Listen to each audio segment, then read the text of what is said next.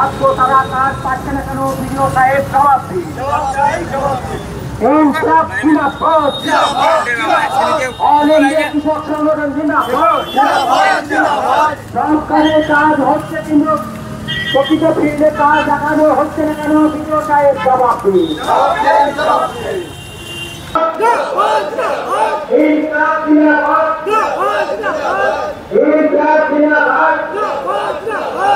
আমাদের দাবি কি?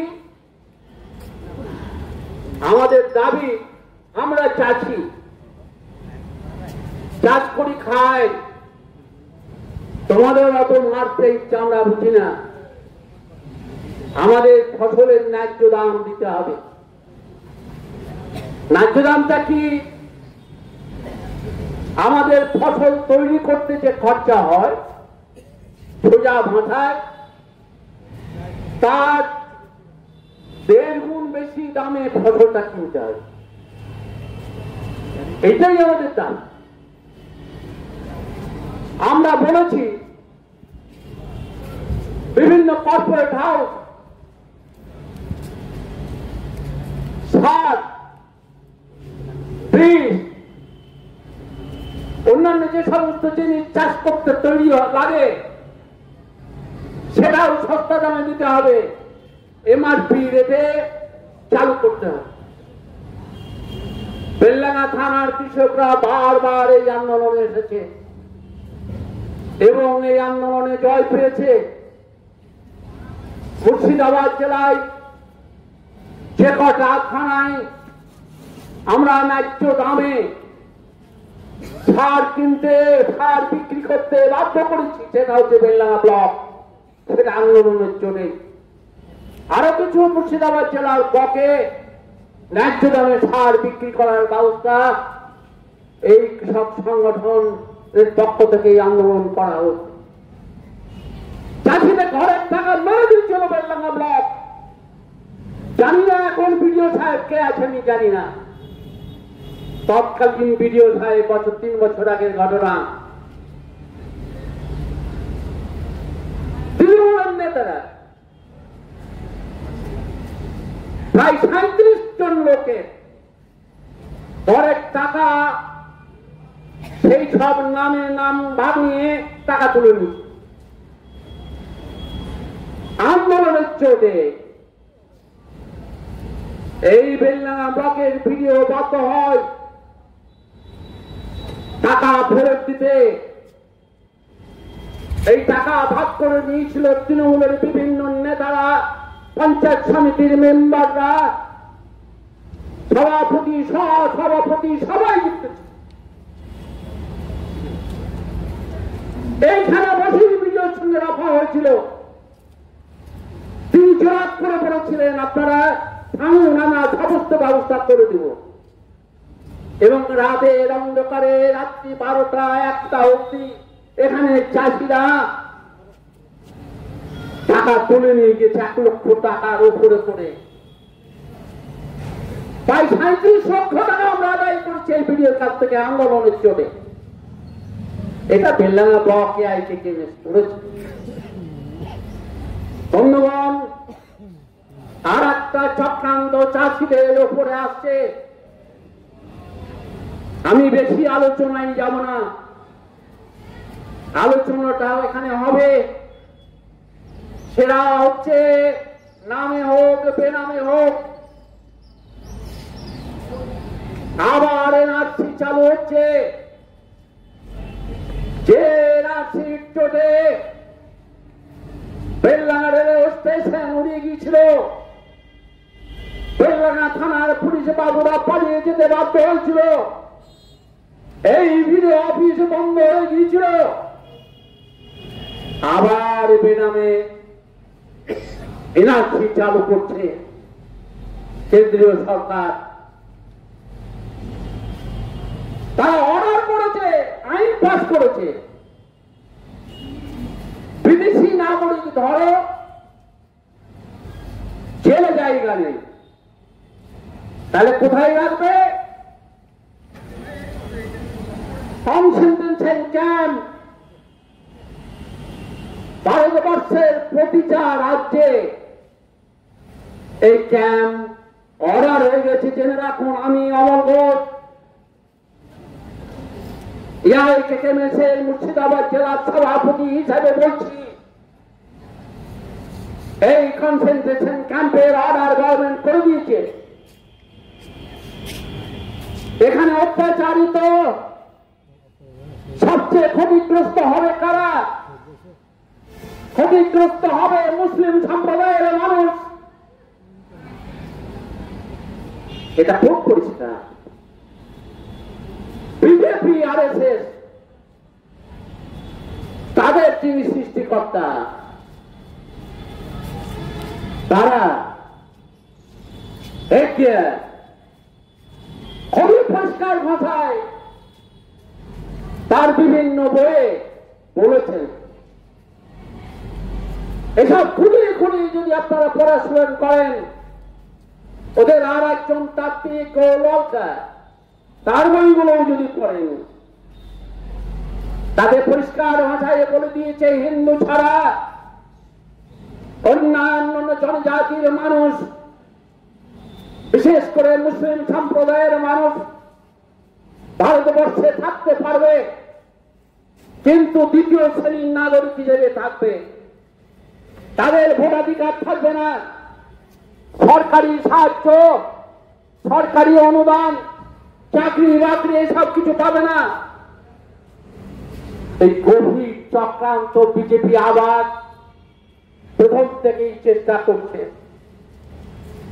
ওরা শুরু করেছিল অযোধ্যা মন্দির বানাবো বলে বাবরি মসজিদ ভেঙে দিয়ে, ওরা সাকসেস হচ্ছে। আইনের কোনো কথা শুনেনি, তোয়াক্কা করেনি, ভেঙে দিয়েছে। এখানে রাম মন্দির বানিয়েছে তো না বানাই? আপনারা শুধু বলেন, আপনারা বলেই যান। ওই তৃণমূল, বিজেপি, অন্যান্য রাজনৈতিক দল আপনার পেশায় সে দাঁড়াবে না।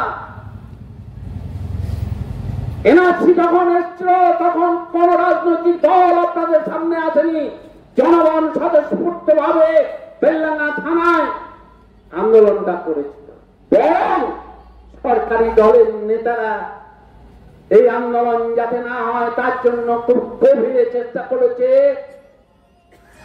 এবং যারা আন্দোলনের মিছিল ছিল না তাদের ধরে ধরে জেলে ভরে দিয়েছে। কে দিয়েছে? তাইনি? আবারও সেই জিনিস আসছে।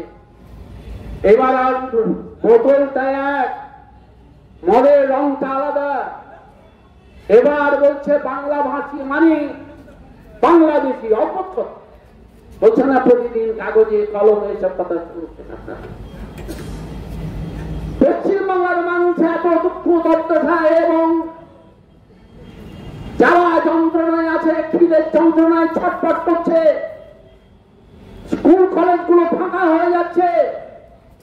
12, 13, 14 বছরের ছেলেরা পিঠে একটা ব্যাগ নিয়ে কোথায় কেরল, কোথায় কর্ণাটক, সেখানে চলে যাচ্ছে। মা বাবা আত্মীয় স্বজনদের স্নেহ ভালোবাসার পর কথা সব ছেড়ে চলে যাচ্ছে। আর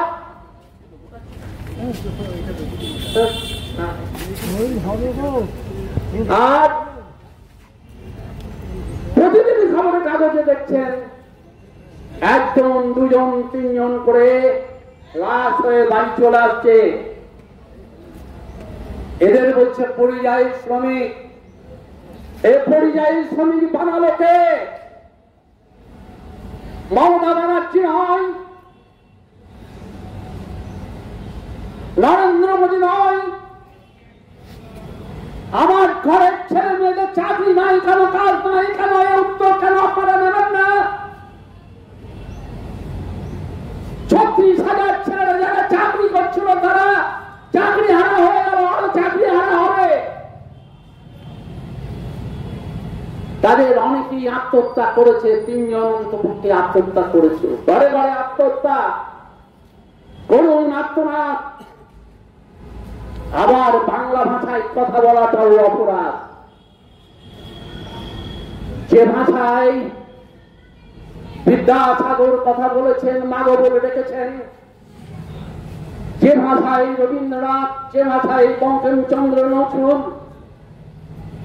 গোটা পৃথিবীর কাছে বাংলা ভাষাকে চিনিয়েছে, সেই বাংলা ভাষা আজকে অত্যাচারিত বাংলা ভাষায় কথা বললেই বলছে বাংলাদেশি।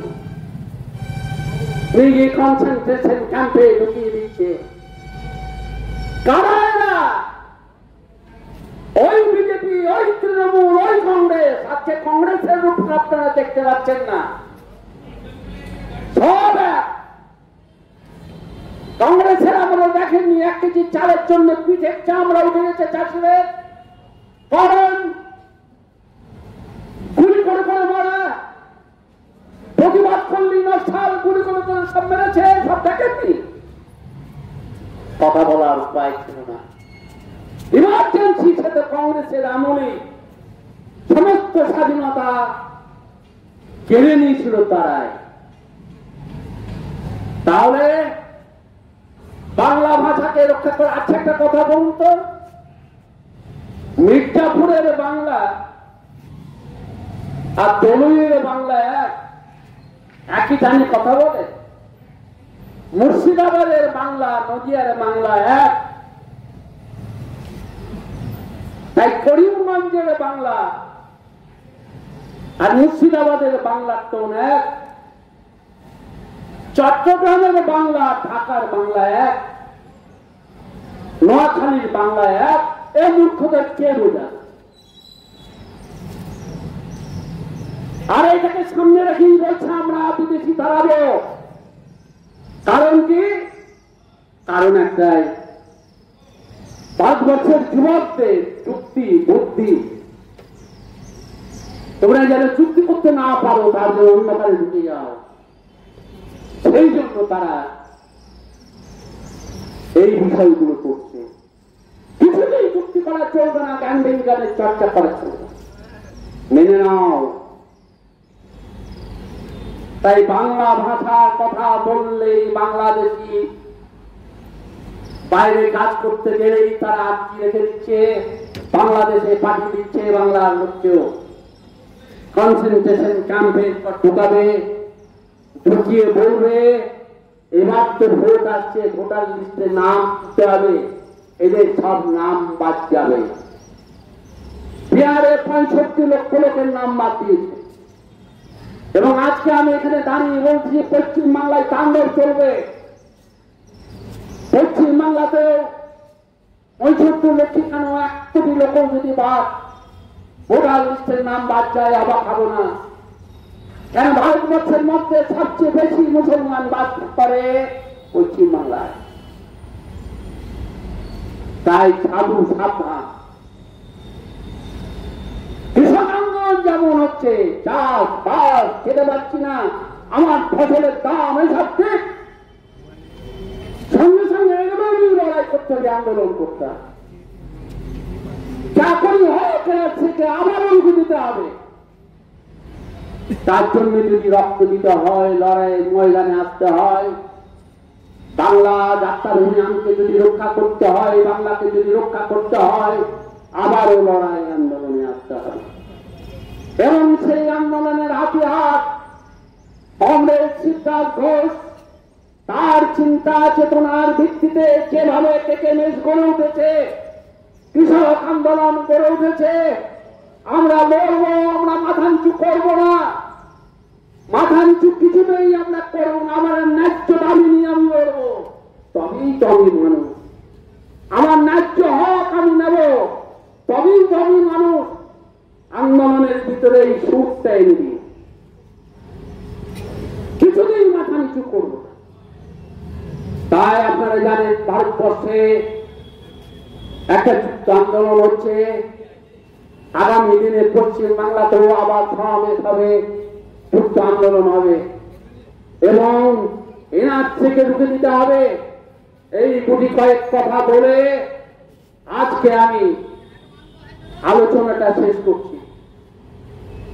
ডেপুটেশন মালিকের নেতৃত্বে ওরা কয়েকজন গিয়েছে, এখন সমগ্র বিষয়টাকে নিয়ে আলোচনা করবেন বেলডাঙ্গা ব্লকে এআইকেকেএমএস সভাপতি কমরেড লোকমান হাকিম।